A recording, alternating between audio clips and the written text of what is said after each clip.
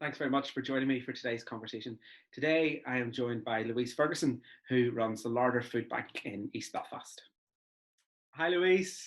Hi, Andrew. Good to see you. It's good to see you too. Thanks for joining us. So I've known you for a number of years through Summer Madness. It's been a great journey. But for those of you that don't know you, do you want to tell us about who you are and what your job is? Yes, of course.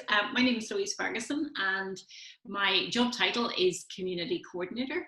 And I work in out of St Christopher's Church in East Belfast. So my role entails coordinating the Christian community and the little faith community that gathers there on a Sunday morning, and also coordinating the work of the Larder Food Bank, which is at the moment is taking up most of my time, to be honest.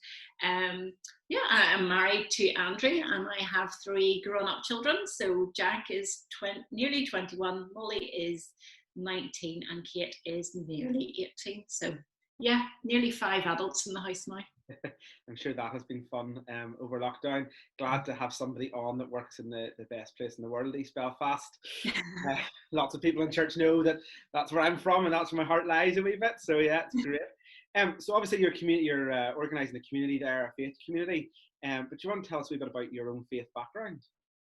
Well, I was from a mixed marriage. My dad was Presbyterian and my mum was Catholic. And at that time, you weren't allowed to marry. So my dad had to convert to Catholicism to marry my mum. Wow. And in my early days, I would have attended the local Catholic church with my mum, and not my dad. My dad never went, and my brother. But we never went to the school connected with the Catholic Church, so we were always in the local state school. So I never actually, although I was baptized there, I never was confirmed or educated in terms of the Catholic tradition. And then when we were about 12 or 13, we kind of stopped going to church, and it just didn't happen. And it wasn't until I was 16 that in school that some friends of mine brought me along to various little youth events with CMS Ireland, and then ultimately to Lisburn Cathedral. Now, I lived in Belfast, but my poor parents used to drive me out to Lisburn every Sunday at night to worship in Lisburn Cathedral, and it was in Lisburn Cathedral that I became a Christian. But I would say my whole life I have been searching for God. I've always been asking questions. I've always been interested in faith, and overly fascinated by dying, not wanting to die. That was terrible, and wanting to make everything, make sure that I avoided that at all costs, or going to hell. My mum and my dad, whilst my mum was not a practicing Catholic anymore, their faith, they didn't have a strong faith. So at 16, I was really the only one in the family who had any sort of faith at all.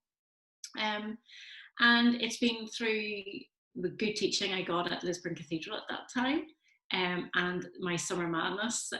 You mentioned Summer Madness, I was at the very first one, and it was through things like that I got my grounding as a Christian.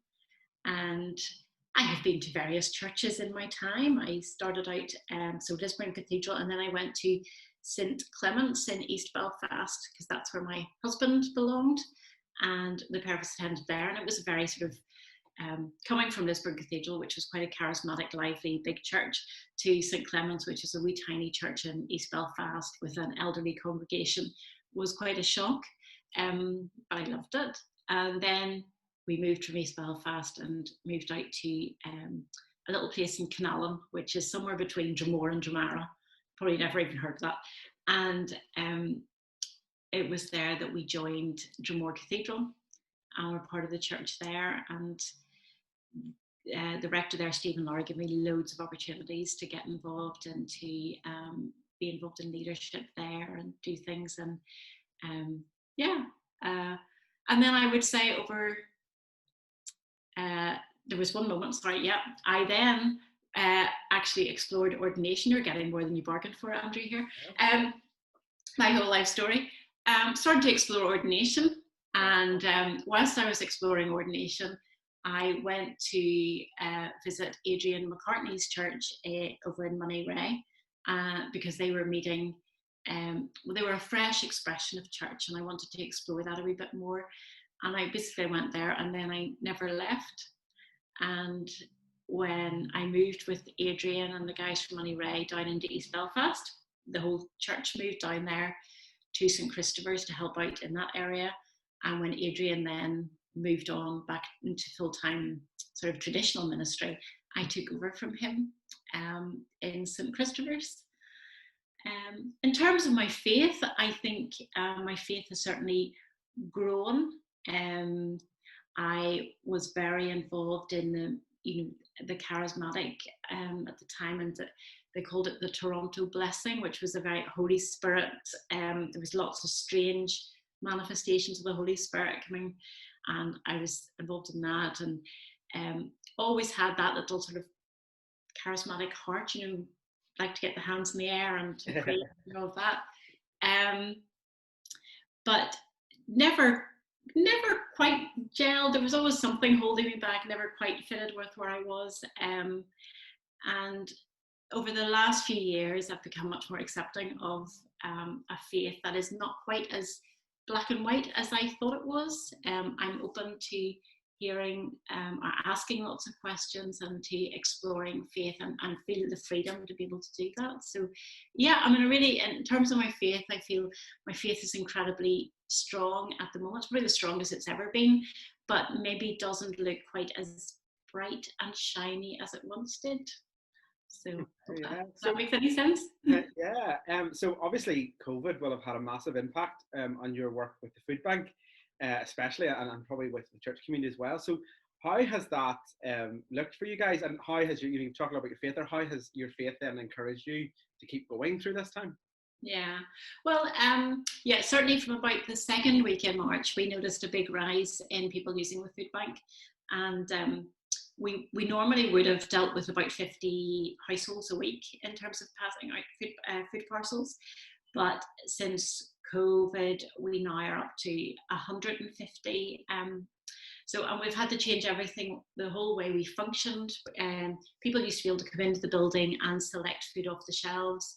They now get food parcels handed to them at the door if they're not getting a delivery. And we have about 130 deliveries to make every Friday as well, to those who are shielding or were self-isolating. So yeah, it has really changed for us, and just the massive amount of work involved in making sure there's enough food there for all the food parcels. And in the past 12 weeks, we estimate there's been about £90,000 worth of food has gone through our food bank. So it is an incredibly busy time. Faith-wise, I have developed well, I think I always did have this sense of social justice part of me, but that has become more and more pronounced over the last few years. And in terms of what I'm seeing now and I'm doing, and realizing the injustices that there are in our society, it has kind of highlighted the further injustices there are right across the world, and something like COVID really brings that to the fore.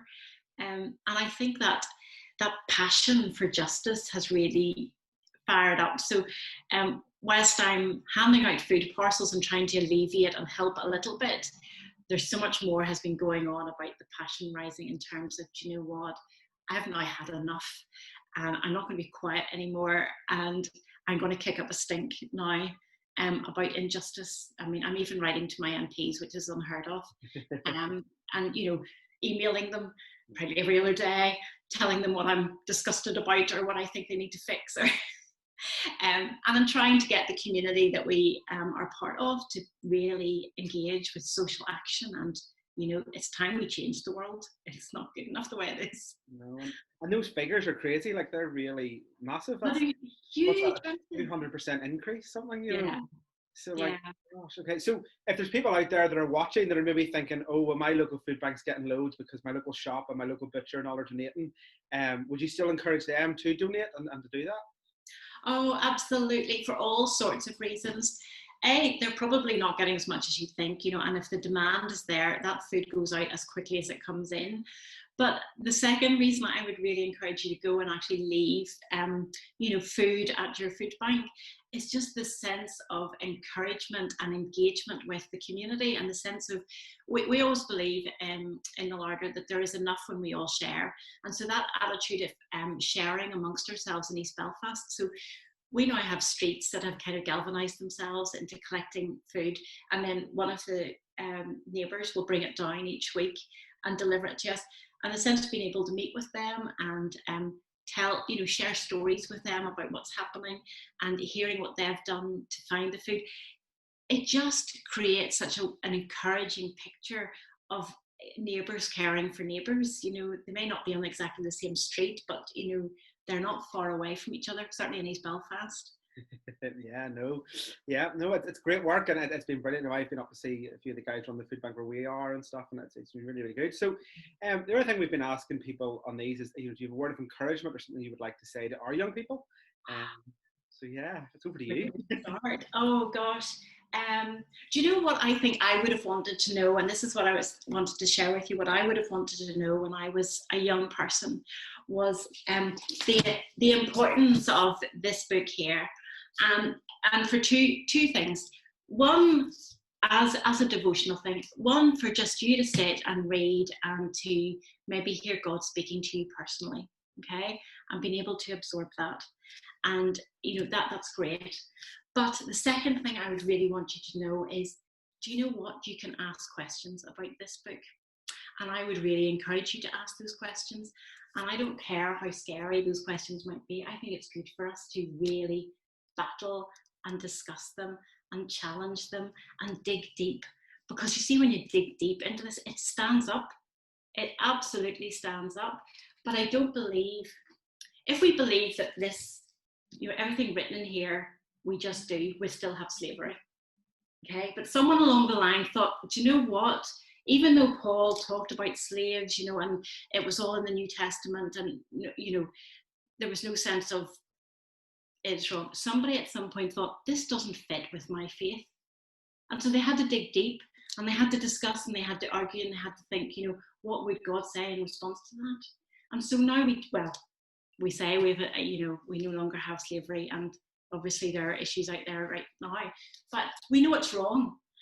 And so I would really encourage you as a young person not to be scared to ask questions, not to be scared to dig deep into this. And if you're going to use it as a book to tell other people how to live, then I'd really encourage you, you have to read it. You have to read it for yourself, and you have to do the work. Okay, fine to use it as a devotional for you personally, that's grand. But if you're going to use it as a rule for what other people should do, or how the world should exist around you, you have to read it, and you have to do the work, and you cannot just listen to other people telling you stuff. That is up to you. As a younger, I wish I had known that. I wish I had known that it was okay to ask the questions, and I wish I'd known that by asking the questions, I wasn't denying my faith. That in fact, it would only enhance it. Because when you dig deep and you talk about things and you discuss amongst yourselves, you find so much more into it, because we all come to this with a lens. Okay, poor Chilean farmer reading the Bible will read it differently to somebody sitting in Saintfield, as a young person, because they'll come from it from a different lens, and they will see things in it that you won't. That's why this book is alive. It is alive, and it can speak to all situations, but only if you put the work in and, ask it questions and then grapple with some of the things that you see in it. Is that okay, Andrew? Yes, thank you. That's really encouraging. One of the things actually that I personally been really encouraged by in all these conversations is, we've been trying to run online youth programs for, I think it's for about 13 weeks. And actually, in every word of encouragement, somebody has picked up on something that we had covered in those weeks and kind of just reaffirmed that for the young people. So that's really good for us. So just before we go, you mentioned Summer Madness. Oh, yes. The very first one. Our young people were devastated that we didn't get up to Glenarm, and they're already counting down to next year. But I'm devastated too. I'm devastated because, for those that don't know, you feed all the staff. So usually you find me at the door going, I don't have time to sit down and eat. Can you please fill this plate? I really missed my cinnamon swirls this year. But how has that journey been for you? You know, Summer Madness wise, has that been a big part of your faith? Oh, a huge part of my faith. I think that was the place where I learned to start, asking questions and to hearing alternatives to, the narrative that was out there. But just the opportunity to meet with initially it was young people, and now going back and seeing people that I, have known from 30 odd years ago.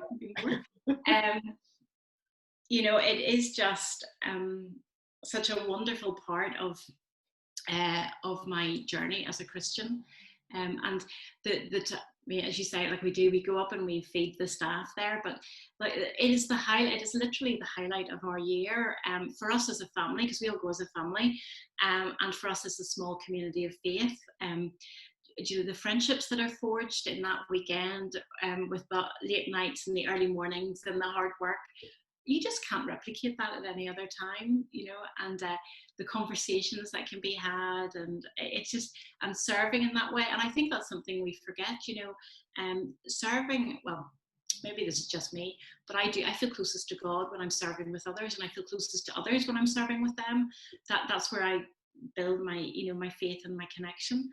So it's such a powerful tool that when you go out and work for God in a team with others, that connection is something you can't just manufacture anywhere else. So really missing it this year. In some ways I'm sort of relieved, thinking, because this would be really really busy time for us. Yeah. Well, it's already busy. But at the same time, just missing that wee moment in our calendar. Not long to go. Thank you very much. I finished my coffee. It's the end of our corporate conversation. Thank you so much for joining us. I hope that people continue to give, and that you will get a wee bit of rest soon. And I hope to see you again soon. Thanks very much. See you later. You really enjoyed it. Bye.